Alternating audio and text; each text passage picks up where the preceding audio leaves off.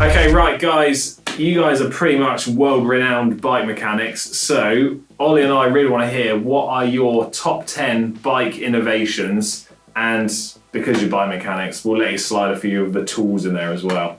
So, I'm going to be intrigued to see what you have to say because I have absolutely no idea what's on your list. So, take it away. Let me start first with, to us, we're on innovations that help the pro mechanic, the people that will have to work on bikes. So their innovations overall, though, one of the favorite ones doesn't count so much for us, but Lycra. Who wants to ride in wool anymore? But that's not on our list. No, it's not on our list at all. Yeah, we got other stuff. Yeah. But so should we start from the top or the bottom? Let's just go through from the top. From the top, okay.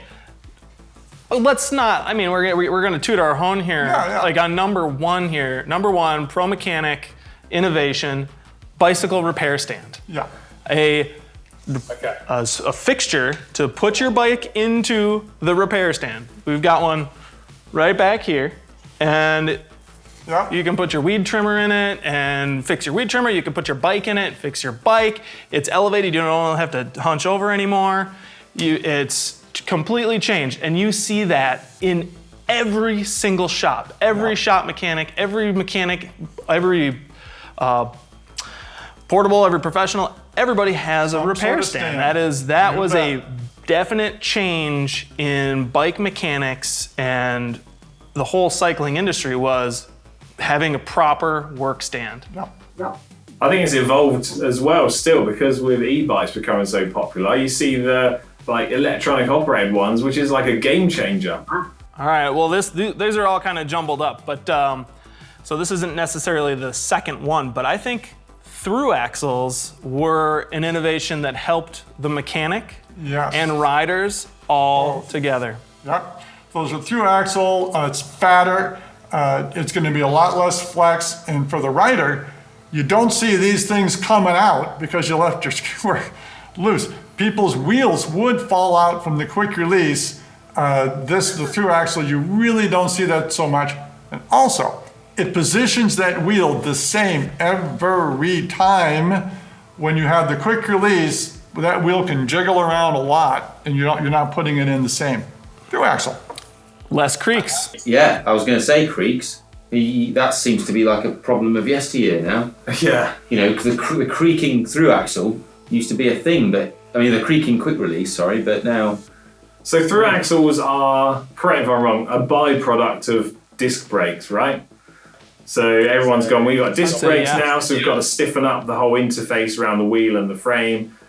But what I thought would be really cool was imagine if you could have a Thru axle on a rim brake road bike. I just thought it would be like a bit of the best of both. Talk to your builder. Yeah, They'll do you could do it. For some coins. You got to find the right hub set. But it's not the worst thing in the world to have a that would be really cool. Yeah, rotor flange on there. Yeah, do it. A good video. I haven't got enough money, Calvin. It's all right. Right. What's next on your list? Yeah. Well, overall, what we're on, in a lot of ways, the internet. You have to say the internet. Well, for a pro mechanic, you got to have it. You're looking up specs. You're looking for diagrams. You're looking for instructions, compatibility. Endless things that you're looking for, and then like all of a sudden you have a component that you've set up to the specs that maybe you got paper instructions for, and then you're on the internet and you're like, okay, well these people are all having this issue. So then there's the community aspect, and then there's the ability for the manufacturers to share, and there's the ability for manufacturers and end users to all look up information on all this stuff. That's a huge deal. And you got to have the app to dial in your Axis and your Shimano and your Archer, whatever system you have with the apps, got to have it. So, how-to and learning content through the internet has been like a real innovator for like the bikes and learning how to fix it and stuff. I think it's a real good thing. Yeah. Especially, we sort of take it for granted, but I guess, 20 years ago. Well, you would have had to get a bike maintenance book. Yeah. Ooh, a book? Wait, book sales have gone down? Yeah. Yeah. What's next? Yeah, the internet, that was a good one. All right, so another one goes along with through axles, but we have it started with the TS4 truing stand. And that's just a truing stand that works with everything. A monster.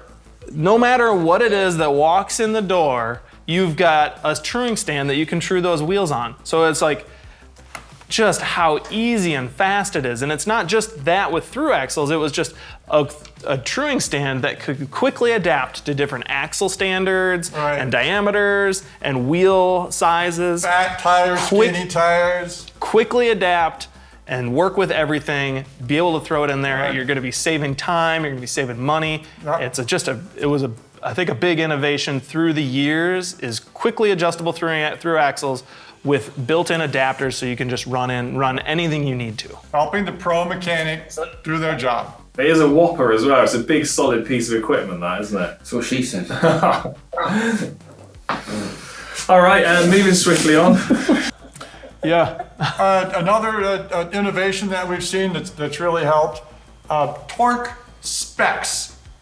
Torque specs. Now, I could say torque wrenches, but more importantly is having the actual spec from the manufacturer saying this is the range. Shimano's been really good about this, giving a range. That we don't want it looser than this and we don't want it tighter than this, which of course is true.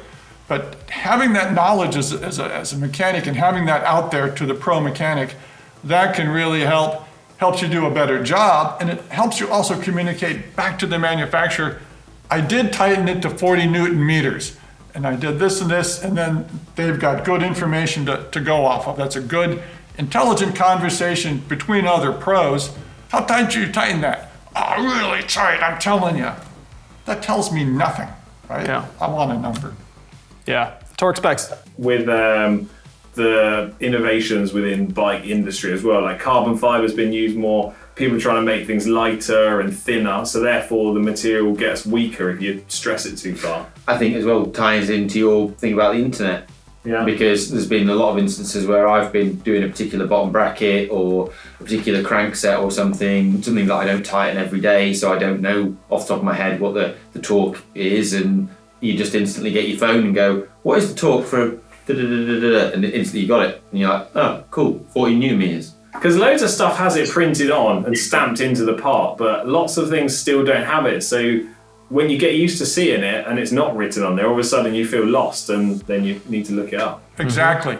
Even if you decide to deviate from it for some good reason or the other, you got to have that place to start. Yes. Yeah, and even just, okay, you're out in the field and you don't have a torque wrench, but you know the torque spec. You know about how much force to put on it. So it's just gotten everybody on the same page. Yeah. And there's not just this, accumulated knowledge through your career to get to the point. How many things did you have to destroy and strip out or not tighten enough to get to that understanding? Now, a home user that receives a bike in the mail can open that box. It comes with a torque wrench. You can torque things right to spec, right in at home, and it creates consistency for manufacturers, for riders, for everybody. So torque specs, good thing. Good. All right, hit us with your next innovation. Internal cable routers, making the pro life easier. This is good. I like this. I'm glad you've mentioned it. Of course, people say, oh, well, I'm wireless. Well, are your brakes wireless? Not yet. That's scary. That's coming up. I think somebody's got a patent on that. Yeah. So it just makes your life easier, getting it through the frame, saving you time, doing a better job of it. So good for the pro mechanic. It's incredible. I mean, I remember back in the day, vacuum cleaners, thread, wire with a hook on the end, routing it through the bike. I mean, we've had internally routed bikes probably since, probably 70s. Yeah. I think there were some 80s, absolutely. They were really coming on. 90s, definitely, through TT bikes. And then 2000s, we got a lot more. And I think internal routing tools didn't come out until 2010, something like that. And that made a massive difference. And it's just this weekend I did one, and it was just incredible how fast it goes. Helping with the correct solve tool. a problem. Help solves a problem. Yep. And another one. Yeah, it's good for the rider and the mechanic. Yeah, That early HYPERGLIDE. HYPERGLIDE. Yeah, Shimano HYPERGLIDE. I mean, before that, okay, it's not the first cassette ever, but it's the first like real legit cassette. Well, we'll say that. So holding your cassette cogs together with a lock ring, and that lock ring, we've been talking about bottom bracket tools, or we were talking about bottom brackets.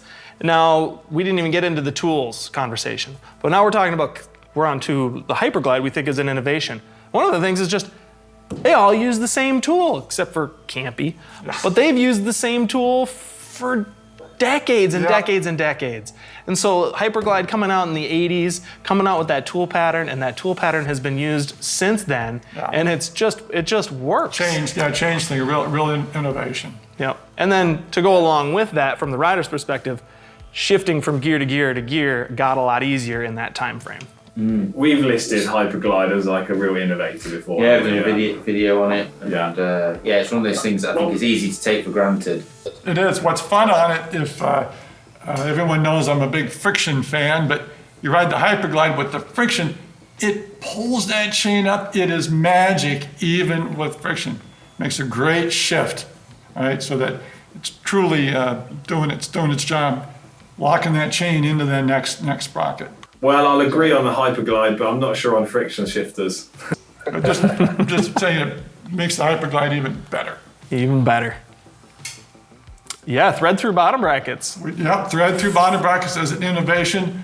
Helps solve many problems. We had the press fits, which are problematic. Not everyone has a problem with the press fit, but the thread together or thread through, it squeezes it, it puts threads back into your system and helps things from not creaking. So that was a good little innovation for the pro mechanic to solve problems, make things interchangeable, and to get things done. We like it. And as far as the innovations that we've been talking about, this one is a blip in the history book. This is a little blip, I feel like, where a lot of the other ones are a little bit more, those are the longer, that's like if we were talking about cycling innovations, that's not pneumatic tires. That's not like, the pneumatic tires, this is one of the best innovations in cycling ever.